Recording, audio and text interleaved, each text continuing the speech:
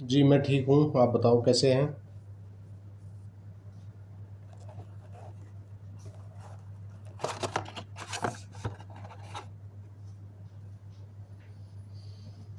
जी, section 7 भारतीय साक्ष्य अधिनियम देख लेते हैं। सेक्शन 6 हो गया था ना पिछली क्लास में, कल्पना।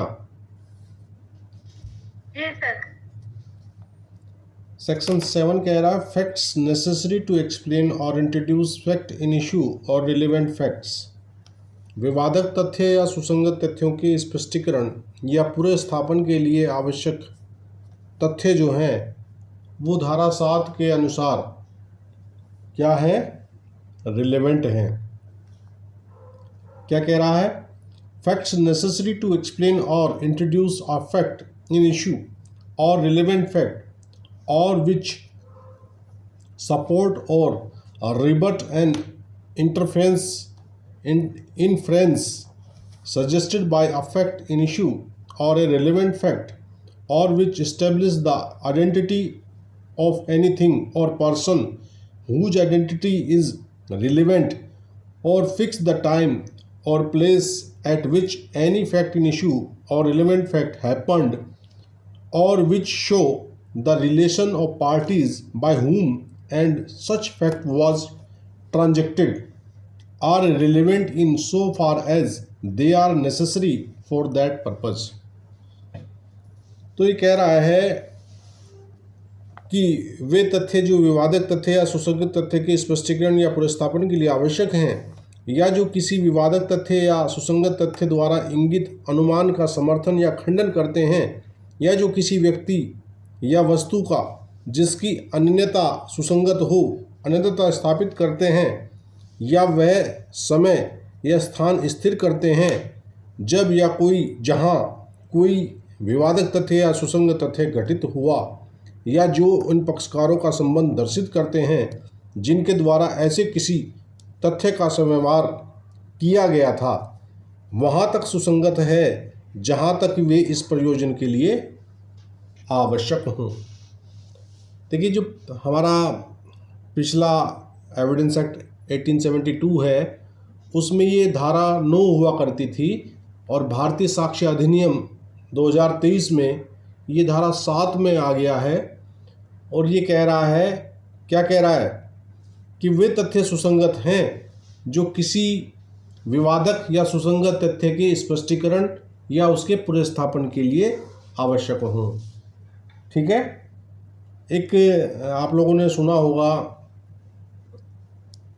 एक वो होती है शिनाख्त परेड होती है। शिनाख्त परेड सुनी है किसी ने? जी है सर, शिनाख्त परेड। हाँ, शिनाख्त परेड अक्सर उन मामलों में होती है जिन मामलों में जो वादी मुकदमा या उसके गवाह हैं उन्होंने एक्यूज़ को, अपराधी को पहली बार देखा हो, फर्स्ट टाइम देखा हो, पहले से ना जानते हों, तो वैसी अवस्था में उसकी पहचान के लिए एक शिनाख्त परेड कराई जाती है जो धारा 7 भारतीय साक्ष्य अधिनियम के अनुसार ही कराई जाती है। चूँकि इसमें शब्द आया है, क्या आया है, किसी व्यक्ति या वस्तु का, मतलब किसी व्यक्ति का पहचान करनी हो। भाई मान लीजिए फर्स्ट टाइम कोई अज्ञात व्यक्ति ने किसी के साथ कोई क्राइम कर दिया और फिर उसको ये सेट करने के लिए कि हाँ ये वही व्यक्ति था, तो उसकी पहचान कराई जाती है। वो धारा 7 के अकॉर्डिंग ही कराई जाएगी। समझ आया कल्पना कुछ?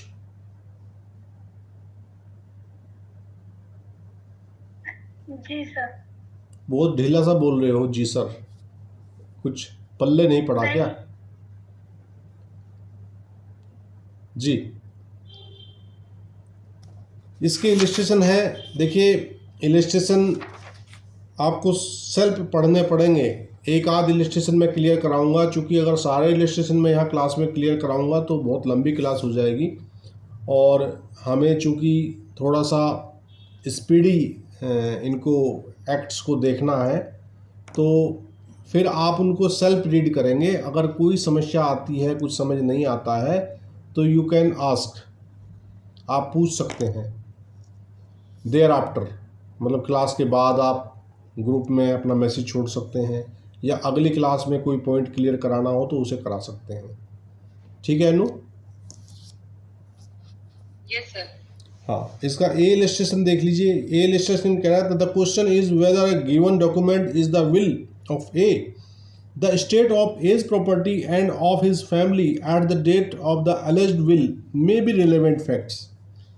कोई डॉक्यूमेंट है और जिसके बारे में यह कहा जा रहा है कि ये जो डॉक्यूमेंट है ये कै की विल है, कै की वसीयत है, तो उसको वसीयत साबित करने के लिए जिस तिथि का वो डॉक्यूमेंट है उस तिथि पर उस कै की पारिवारिक स्थिति क्या थी वो रिलेवेंट फैक्ट है, और उसकी सांपत्तिक स्थिति क्या थी वो रिलेवेंट फैक्ट है।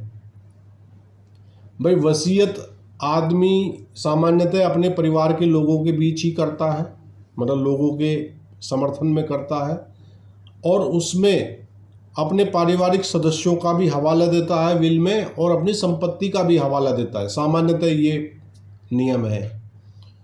तो जिस डेट पर वो कागज़ है उस डेट पर उसके परिवार की स्थिति क्या थी और उसकी संपत्ति की स्थिति क्या थी, दोनों तथ्य जो है धारा 7 के अकॉर्डिंग रिलेवेंट फैक्ट हैं, सुसंगत तथ्य हैं। Am I clear? जी सर। Yes sir. जी, चलिए इसके इलस्ट्रेशन आप स्वयं देखिएगा, है ना? कोई दिक्कत होगी तो पूछ लीजिएगा। Is that clear? अब धारा 8 देखते हैं। धारा 8 कह रहा है कि थिंग्स सेड और done by conspirator in reference to common design, सामान्य परिकल्पना के बारे में षड्यंत्रकारी द्वारा कही या की गई बातें धारा 8 में रिलेवेंट है। षड्यंत्रकारी कौन हुआ? कॉन्स्पिरेसी क्या होती है, कौन बताएगा? यही है कि अगर किसी क्राइम को करने के लिए दो लोग या दो से ज्यादा लोग एक प्री प्लानिंग करते हैं, ये तो अगेंस्ट करें या या तो पर्टिकुलर किसी पर्सन के अगेंस्ट करें या फिर किसी कम्युनिटी या सोसाइटी के अगेंस्ट जो लोग करते हैं। जी जी, हमने जब आईपीसी पढ़ा था तो हमने कॉन्स्पिरेसी को बहुत अच्छे से बताया था आप लोगों को, है ना? जब कम से कम दो व्यक्ति चाहिए कॉन्स्पिरेसी के लिए, एक व्यक्ति तो कॉन्स्पिरेसी नहीं कर सकता, जी सर। है ना? और तो यहाँ धारा 8 वही बात कह रहा है, उसी से संबंधित, कॉन्स्पिरेसी से संबंधित ये धारा है। ये कह रहा कि where there is reasonable ground to believe that 2 और मोर पर्सन, देखिए ये बात आ गई 2 या 2 से अधिक, ठीक है, have conspired together to commit an offence or an actionable wrong, anything said, done or written by any one of such persons in reference to their common intention after the time when such intention was first entertained by any one of them is a relevant fact as against each of the persons believed to be so conspiring as well for the purpose of proving the existence of the conspiracy as for the purpose of showing that any such person was a party to it। ठीक है, धारा 8 कह रही है कि जहाँ की यह विश्वास करने का युक्त आधार है, विश्वास करने का एक रीजनेबल ग्राउंड होना चाहिए धारा 8 के तथ्यों को साबित करने के लिए कि 2 या 2 से अधिक व्यक्तियों ने अपराध या अनुयोज्य दोष करने के लिए मिलकर षड्यंत्र किया है। देखिए, जो कॉन्स्पिरेसी है वो क्राइम के लिए भी हो सकती है या फिर किसी एक्शनेबल रोंग के लिए भी हो सकती है, समझे? क्लियर है? एक्शनेबल रॉन्ग का मतलब क्या होता है? देखिए, बहुत से ऐसे मामले हैं जो अपराध की श्रेणी में तो नहीं आएंगे, लेकिन विधि विरुद्ध होते हैं, मतलब इलीगल होते हैं। अपराध नहीं है, लेकिन वो किसी सिविल दायित्व को उत्पन्न करते हैं किसी व्यक्ति के। क्या समझे?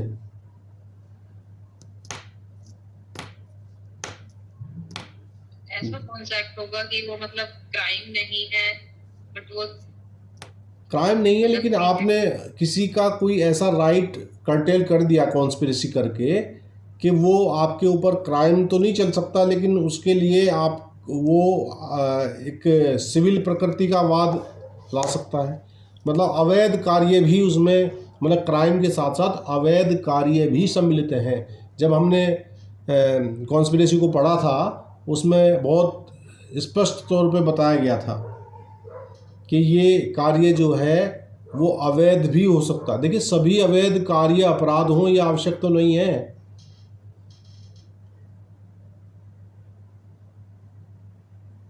क्यों?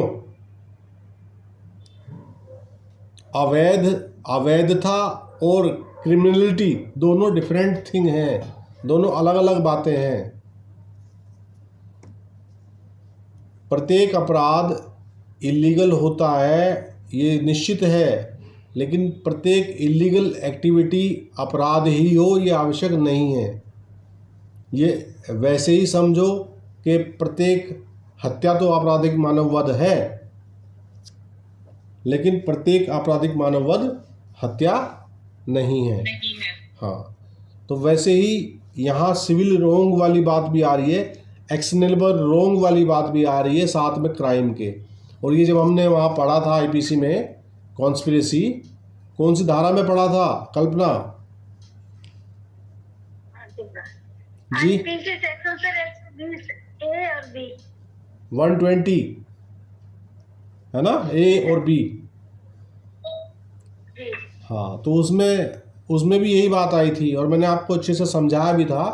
अगर आपके पास आईपीसी का डायरेक्ट हो तो आप एक बार पढ़ के बता दें मुझे वहाँ से, अगर है तो। मेरे पास फिलहाल उसमें यही था, दो व्यक्तियों द्वारा किया गया, दो व्यक्ति और अवैध कार्य और अवैध साधनों द्वारा किया गया कृत्य। तो सर ऐसा ही था। हाँ, मतलब कि वो अवैध साधन भी हो सकते हैं उसमें। ठीक है, आप वैध कार्यों को अवैध साधनों से करोगे तब भी कॉन्स्पिरेसी में आ जाओगे। वो कैसे होता है इनु?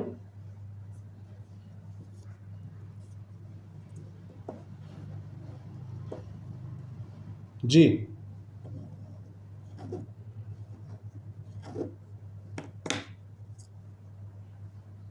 तो ये ना कि कोई का मतलब कोई भी एक्ट है वो इलीगल नहीं है, बट उसको करने का जो तरीका है और हमने जो उसको करने में मतलब जो रिसोर्सेस यूज करे हैं और उस चीज के लिए हम सहमत हुए हैं, तो वो मतलब सहमति ही है हमारी, तो वो क्रिमिनल कॉन्स्पिरेसी ही कहलाएगी।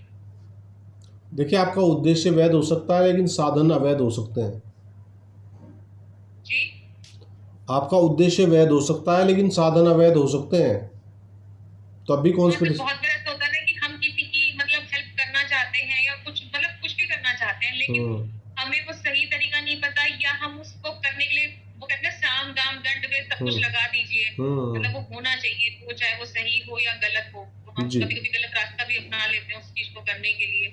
जी जी जी, बिल्कुल। और हम उससे सहमत भी होते हैं, जो लोग जितना लोग कर रहे होते हैं उस चीज को करने में। बिल्कुल, आप ऐसा इसमें समझ लीजिए, मान लीजिए आप किसी गरीब व्यक्ति की सहायता करना चाह रहे हो, लेकिन आपके पास धन नहीं है, और आपने उसके लिए क्या रास्ता इख्तियार किया कि आपने चोरी कर ली या लूट कर ली, और चोरी या लूट करके आप उस गरीब व्यक्ति की हेल्प कर रहे हो। आपका हेल्प करना है, दिखाया जाता है, मतलब कोई ऐसा कोई बड़ा हीरो है, मतलब गैंगस्टर टाइप है, लूटता है, लेकिन वो उस पैसे से अक्सर गरीब लोगों की या जो लोग हैं उन लोगों की हेल्प करता है, लेकिन वो उससे जो उसका एक्ट है, वो उसका एक्ट जो है वो वैध थोड़े हो जाएगा, उसका वो कृत्य तो अवैध ही रहेगा ना। भले ही आपने बहुत मतलब कि बहुत अच्छे उद्देश्य के लिए किसी गरीब की लड़की की शादी के लिए आपने व्यवस्था कर दी हो, और उसके लिए आपने बैंक से पैसे लूटे हों, तो आपका जो उद्देश्य है वो तो बहुत अच्छा है, लेकिन साधन अवैध हो गए ना, जो आपने यूज किए उसे करने के लिए। तो आई थिंक आप समझ गए होंगे कि जो offence or an actionable wrong जो वर्ड आया है वो ऐसे ही इलीगल उसके लिए आया है, एक्ट के लिए, जो क्राइम तो नहीं है लेकिन इलीगल है, अवैध है। ठीक है,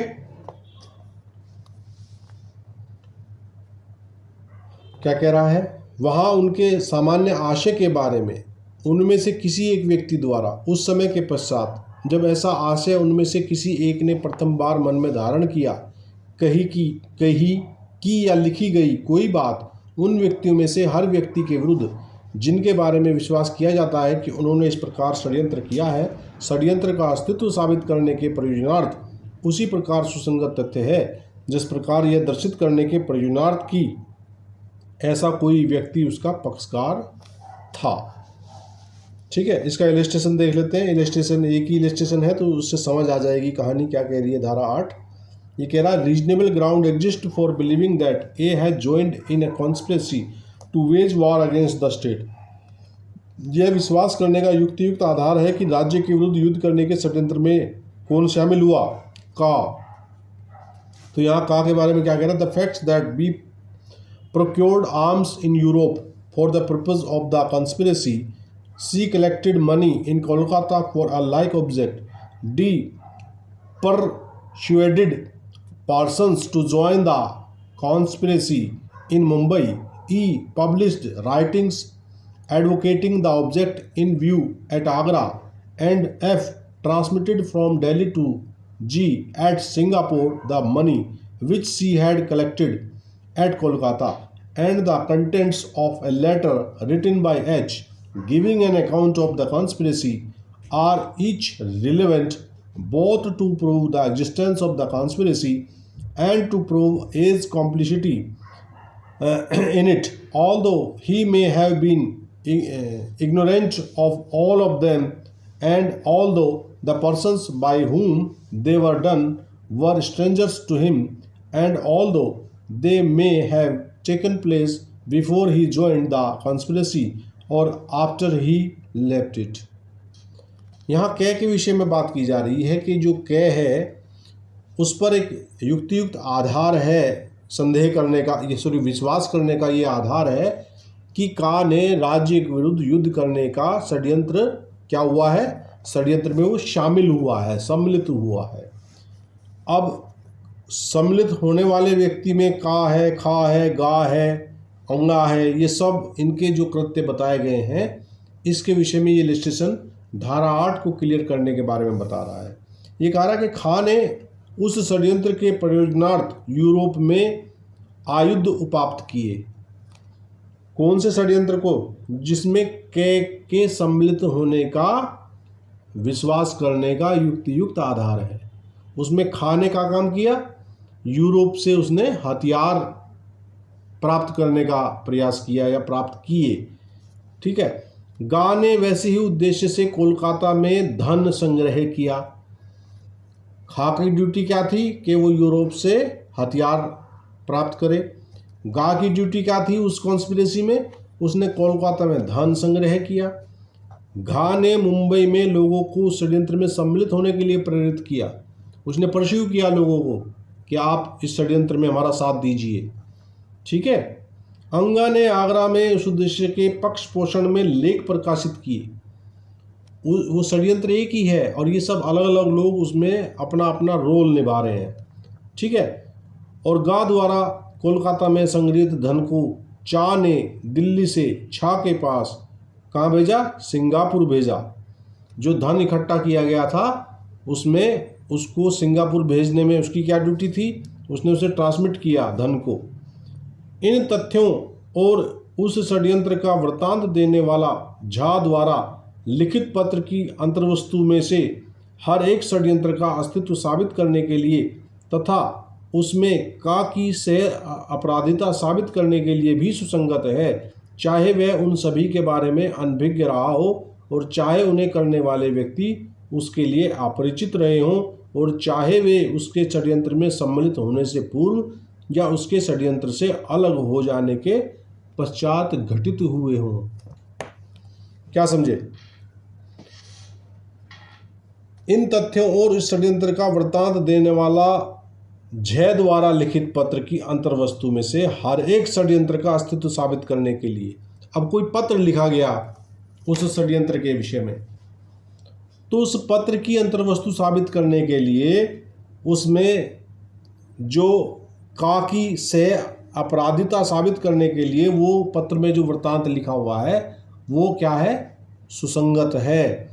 और वो तब भी सुसंगत है चाहे का उन सब लोगों से परिचित ना भी हो।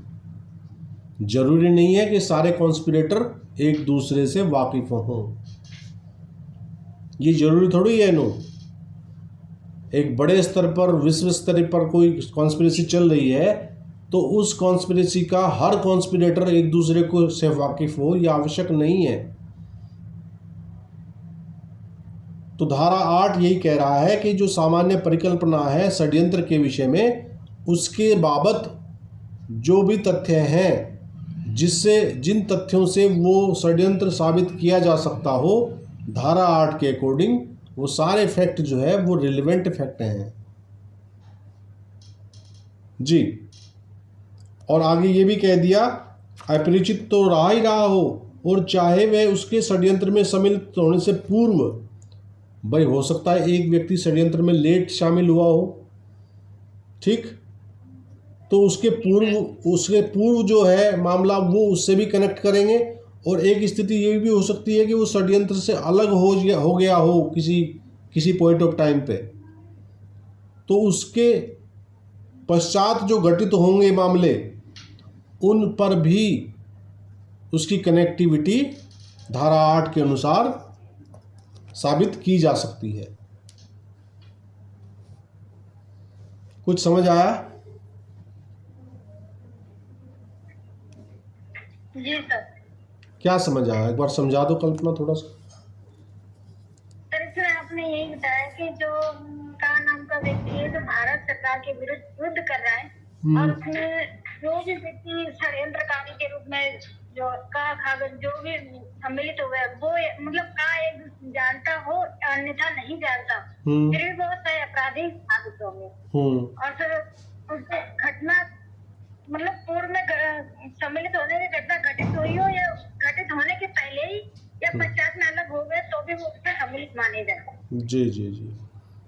तो उस सामान्य परिकल्पना के बारे में षड्यंत्रकारी द्वारा जो कही या की गई बातें हैं वो सब यहाँ रिलेवेंट होंगी धारा 8 में।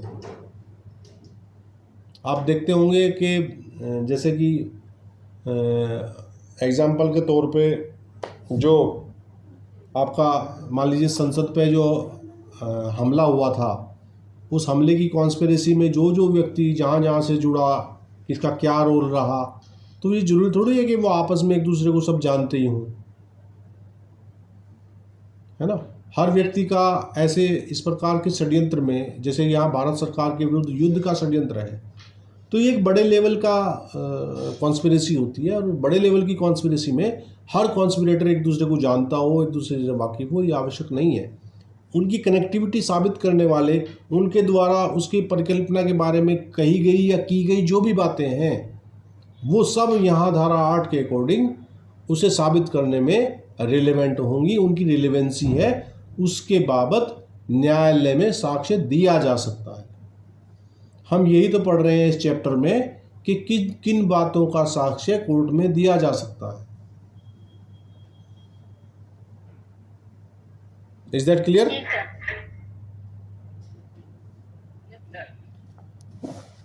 अगली धारा 9 है। धारा 9 कह रही है when facts not otherwise relevant become relevant. वे तथ्य जो अन्यथा सुसंगत नहीं है कब सुसंगत हैं। ये धारा एक अवशेषी धारा के तौर पे हम लोग इसको बोलते हैं। ये कह रहा है कि जो तथ्य कहीं सुसंगत ना हो, ठीक है, वे धारा 9 में सुसंगत हो जाएंगे। When facts not otherwise relevant become relevant, ठीक है। ये कह रहा है facts not otherwise relevant are relevant. ये कह रहा है कि वे तथ्य जो अन्यथा सुसंगत नहीं है सुसंगत हैं धारा 9 के अकॉर्डिंग। किन परिस्थितियों में? If they are inconsistent with any fact in issue और रिलेवेंट फैक्ट।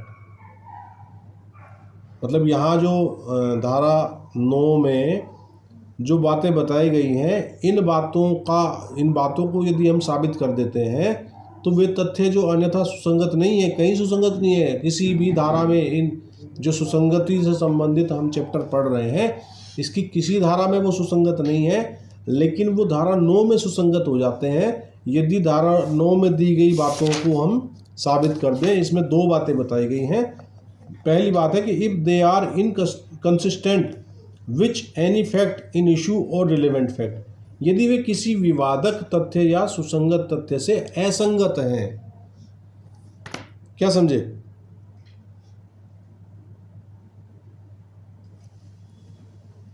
भाई किसी पर कोई आरोप लगाया जाता है कि भाई आपने ए ने फला स्थान पर फला समय पर बी का मर्डर किया, ठीक है, और बी कह रहा है कि उस समय तो मैं लंदन में मौजूद था, तो उस बात से, उन तथ्यों से उसकी असंगति आ गई ना, तो प्ली ऑफ एलिबाई जो ली जाती है वो यहीं ली जाती है।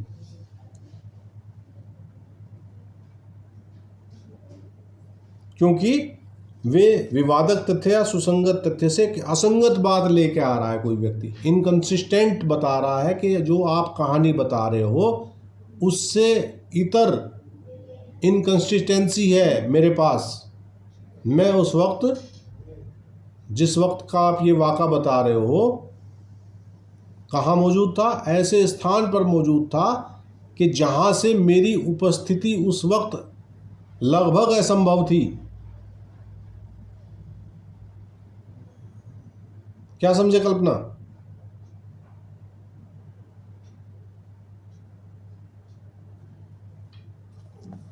हेलो? जी सर। नंबर 2 कह रहा है if by themselves or in connection with other facts they make the existence or non existence of any fact in issue और relevant fact highly probable or improbable. तो एक असंगति वाली बात बताया जा रही है। दूसरी कहती यदि वे स्वयं या अन्य तथ्यों के संसर्ग में किसी विवादक तथ्य या सुसंगत तथ्य का अस्तित्व या अनस्तित्व अत्यंत अधिसंभाव्य या अनधिसंभाव्य बनाते हैं, और यदि ऐसे तथ्य हैं तो वे तथ्य यहाँ धारा 9 में रिलेवेंट हो जाएंगे।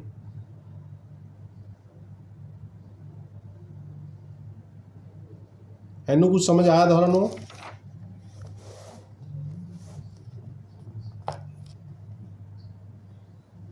जी एनु? सर ये इतना इतनी रेलिवेंट, इतना सुसंगत और विवादक, सर हमें तो ये समझ नहीं आता जब ये कोड बदला ही था तो इस लैंग्वेज में बदल देते क्या चला जाता? देखिए वो विवादक और सुसंगत तो मैंने शुरू में पढ़ाया है आपको। विवादक और सुसंगत इतना ज्यादा हर लाइन में, हर उसमें मतलब इतना है कि समझते समझते वही पता नहीं कहाँ खो जाते हैं, पता ही नहीं चलता। मतलब दिमाग के पेज ढीले हो जाते हैं। जी अब इसके इलस्ट्रेशन देख लेते हैं। 2 इलस्ट्रेशन है इसके। ये कह रहा है the question is whether A committed a crime at Chennai on a certain day. The fact that on that day A was in Ladakh is relevant. The fact that near the time when the crime was committed A was at a distance from the place where it was committed, which would render it highly improbable, though not impossible, that he committed it is relevant।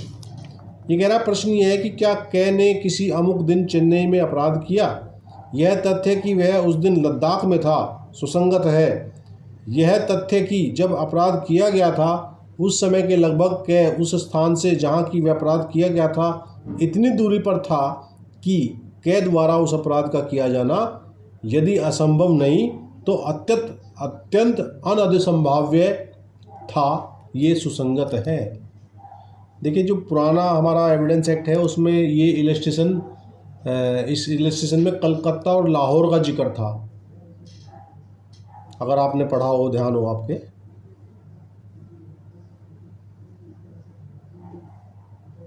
Ji Kalpana. Ji sir. तो जब मैंने प्लियो पेलिबाई आपको बताया, आप note कर लीजिए इस section पे, ये प्लियो पेलिबाई, कई बार ये सवाल भी पूछ लिया जाता है कि प्लियो पेलिबाई किस धारा में बताई गई है, तो आप बताएंगे कि धारा 9 में बताई गई। पुराने एविडेंस एक्ट में धारा 11 में थी, यहाँ धारा 9 में है। अगला इलस्ट्रेशन इसका बोल रहा है, the question is whether I committed a crime, the circumstances are such that the crime must have been committed either by A, B, C or D. Every fact which shows that the crime would have been committed by no one else and that it was not committed by either B, C or D is relevant. ये कहना है, प्रश्न ये है कि क्या कै ने अपराध किया है, तो परिस्थितियां ऐसी हैं कि वह अपराध का, खा, गा या घा में से किसी एक के द्वारा अवश्य किया गया होगा। सवाल यह है कि क्या कै ने अपराध किया है, और परिस्थितियां ऐसी हैं कि का पे भी शक जा रहा है, खा पे भी, गा पे भी, घा पे भी, उस एक अपराध का। ऐसा होता है ना, संदेह के मामले, कई लोगों पे संदेह की सुई घूमती है। तो वैसी अवस्था में क्या है, वह हर तथ्य जिससे यह दर्शित होता है कि वह अपराध किसी अन्य के द्वारा नहीं किया जा सकता था और वह खा, गा या घा में से किसी द्वारा नहीं किया गया था, ये सुसंगत है। मतलब कि ये तथ्य साबित किया जा सकता है कि ये अपराध खा, गा या घा में से किसी के द्वारा नहीं किया गया। इस प्रकार की यदि कोई एविडेंस है तो वो एविडेंस प्रस्तुत किए जा सकते हैं, वो रिलेवेंट फैक्ट हैं, वो सुसंगत हैं। क्या समझे? ये आप ऐसे समझो जैसे हम मल्टी चॉइस क्वेश्चन में 4 ऑप्शन होते हैं हमारे पास, और हमें ये संदेह लग रहा है कि क्या इसका सही जवाब है, ठीक है, लेकिन हम अभी तय नहीं कर पा रहे कि वास्तव में ए या का, खा, गा 4 ऑप्शन है। तो फिर हम एक नेगेटिव थ्योरी लेके चलते हैं। वो कौन सी थ्योरी होती है? हम ये दिमाग लगाते हैं कि इसका सही जवाब खा तो नहीं है, को खा नहीं है। नेगेटिव अप्रोच से हम सवाल को देखते हैं। फिर जब हम देखते हैं कि खा नहीं है, गा नहीं है, घा नहीं है, तो फिर का निश्चित है। क्या समझे नू? सर कभी कभी ऐसा होता है क्वेश्चन का आंसर हमें बहुत बार पता नहीं होता, लेकिन उसके जो ऑप्शन होते हैं हम उससे उसका पता लगाते हैं। मतलब ये चीज इसमें नहीं होगी तो ये इसमें कही गई है, तो ये नहीं है, फिर इसमें कही गई ये नहीं है, फिर ये, तो हम तो बिल्कुल वाला बचता है कि इसका आंसर बिल्कुल वही थ्योरी यहाँ लागू हो रही है। तो वो जो आपके दिमाग में 3 ऑप्शन के खिलाफ जो बातें आ रही हैं, वो जो खिलाफ वाले, हम बहुत बार गलत आंसर ढूंढते हैं, फिर उसमें से वो सही अपने आप निकल जाता है, बस एक बचता है। बस यही, ये बिल्कुल सेम, ये इलस्ट्रेशन यही बता रहा है। यहाँ कह रहा है कि एक संदेह आपको लग रहा है कि क्या सही है, लेकिन अभी आप कंफर्म नहीं है कि क्या सही है, तो आपने फिर गलत नेगेटिव अप्रोच से सवाल को देखा, तो आपने देखा भाई ख भी नहीं हो सकता, गा भी नहीं हो सकता, घा भी नहीं हो सकता, तो फिर निश्चित का है। तो वो जो आपके दिमाग में विचार आए खा, गा, घा को हटाने के, वो जो एविडेंस आई वो रिलेवेंट है। उस रिलेवेंसी से ही आप सही सवाल उसका जवाब दे पाए। Is that clear? चलिए आज की क्लास को हम यहीं विराम देते हैं। अगली क्लास में सेक्शन 10 से आगे पढ़ेंगे। सभी को good night, all the best. Thank you sir. Okay.